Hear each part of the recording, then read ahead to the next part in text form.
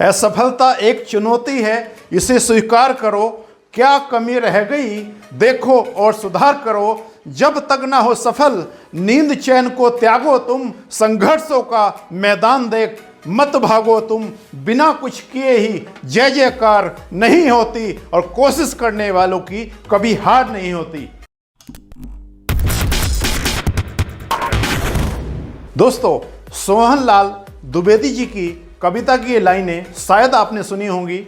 बहुत लोगों को ऐसा लगता है कि ये कविता हरिवंश राय बच्चन जी की है, लेकिन यदि आप गूगल करेंगे तो आप पाएंगे ये कविता एक्चुअल में सोहनलाल द्विवेदी जी की है। ये कविता किसी भी गिरे हुए इंसान को उठने का हौसला देती है और किसी भी हारे हुए इंसान को जीतने की उम्मीद देती है और किसी भी फेलियर इंसान को फिर से बाउंस बैक करने का साहस देती है। दोस्तों, असफलता एक चुनौती भी है और एक अभिशाप भी है। जब कोई इंसान असफलता को प्रॉब्लम के रूप में देखता है तो वो गिव अप की कंडीशन में होता है, और जब वही इंसान असफलता को एक चुनौती के रूप में देखता है तो वो बाउंस बैक की कंडीशन में होता है। असफलता को अभिशाप इसलिए भी माना जाता है क्योंकि असफल आदमी का साथ हर कोई छोड़ देता है। जिस तरह पानी 99.9 डिग्री पर भी उबलता नहीं है, पूरे 100 डिग्री पर ही उबलता है, उसी तरीके से सफलता के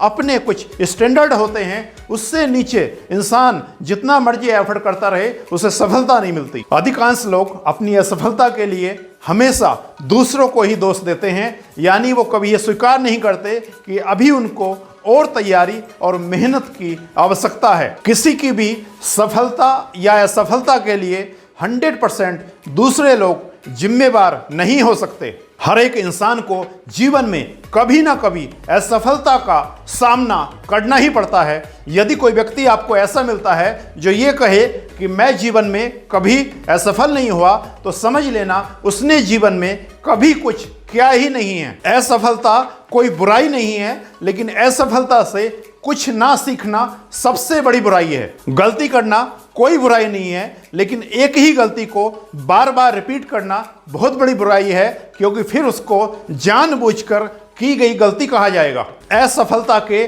कई फायदे भी हैं। असफलता इंसान को विनम्र बनाती है, झुकना सिखाती है, और दुनिया के सबसे ज़्यादा असफल लोग ही दुनिया के सबसे बड़े अचीवर भी बने हैं। एडिसन को भी 9,999 टाइम असफल होना पड़ा, तब जाकर वो बल्ब बना पाए।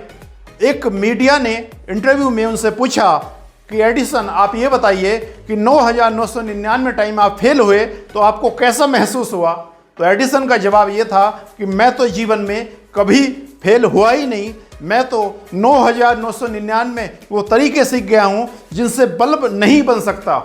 यानी उनके कहने का मतलब ये था कि मैं जीवन में कभी हारा नहीं, या तो मैं जीता हूँ या तो मैं सीखा हूँ। जल्दबाजी में मिली सफलता असफलता से भी बुरी होती है। हर पिता ये चाहता है कि उसका बेटा योग्य बने, ताकि वो अपना खून पसीने से बनाया गया बिजनेस उसको सौंप पाए और वो बेटा उस बिजनेस को नेक्स्ट लेवल पर पहुंचा पाए।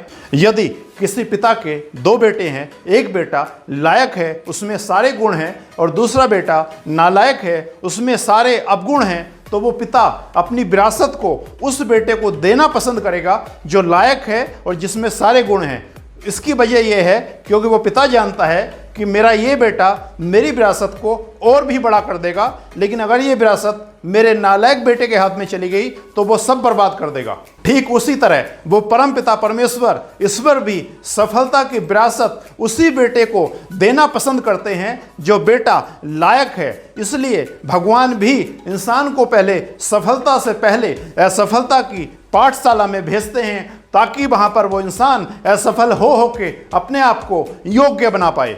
क्योंकि ये बात वो ईश्वर भी जानते हैं कि यदि मैंने इसको योग्य बनने से पहले सफलता दे दी तो ये उस सफलता को संभाल नहीं पाएगा। और हर इंसान में योग्यता असफल होकर ही आती है। हर किसी के जीवन में वो दौर आता है कि इंसान सफल बना और थोड़े समय सफल रहा और धीरे धीरे वो असफल होना शुरू हो गया। इसे आप सफलता और असफलता का ग्राफ भी कह सकते हैं। जब सफलता का ग्राफ सफलता से असफलता की ओर नीचे गिरना शुरू होता है तो अधिकांश लोग गिव अप कर देते हैं और दोबारा जीवन में उठने का प्रयास ही नहीं करते।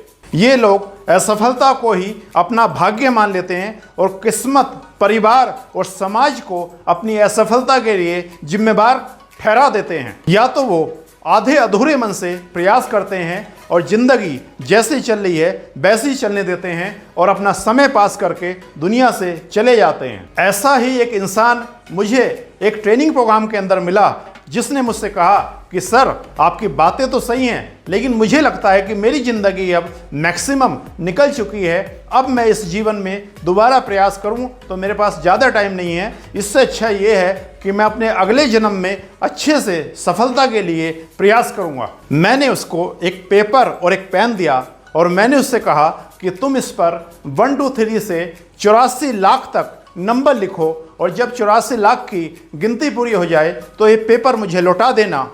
उसने मुझसे कहा कि सर 84 लाख नंबर लिखने में तो कई महीनों का टाइम लग जाएगा। और फिर मैंने उससे कहा कि मैंने एक सत्संग में एक बहुत बड़े संत के मुंह से ये बात सुनी थी कि मानव योनि 84 लाख योनियों के बाद मिलती है। इस 84 लाख योनियों में मगरमच्छ है, कीड़े मकोड़े हैं, बहुत तरह के जीव जंतु हैं। यानी कि अगर तुम इस मानव जीवन में सब कुछ हासिल नहीं कर पाए तो अगले जन्म में हो सकता है तुम मगरमच्छ बन जाओ, फिर वहाँ पर पानी में पड़े पड़े सफलता की प्लानिंग करते रहना। दूसरी ओर वो लोग होते हैं जो असफलता को एक चुनौती के रूप में लेते हैं, अपनी कमियों को पॉइंट आउट करते हैं और उनसे सीखते हैं, अपने अंदर नई नई स्किल डेवलप करते हैं, अपने आप को इम्प्रूव करते हैं और सबसे बड़ी बात यह है कि अपने समय का 1 सेकंड भी वेस्ट नहीं करते हैं। और जब ये लोग ये सारी एक्टिविटी लगातार करते हैं तो उनमें सफलता की योग्यता पैदा होना शुरू हो जाती है।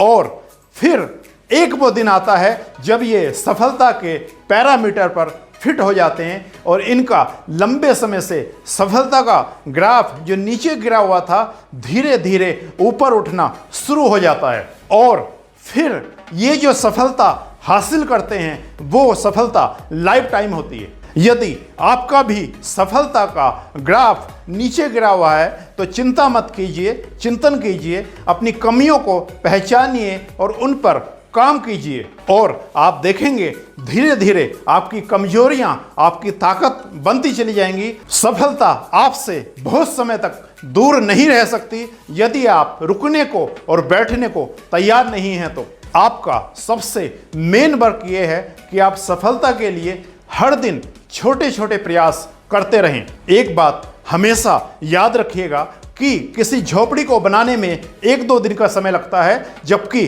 किसी महल को बनाने में कई सालों का समय लगता है। यदि आपको कई सालों के प्रयास के बाद भी सफलता अभी नहीं मिली तो ये मान लेना कि आपकी सफलता का महल अभी तैयार हो रहा है और बहुत जल्द आपकी सफलता का और सपनों का महल आपको तैयार होकर मिलेगा। और दोस्तों, अंत में इस वीडियो को यहाँ तक देखने के लिए और अपना बहुमूल्य समय हमको देने के लिए आपका दिल की गहराइयों से बहुत बहुत धन्यवाद।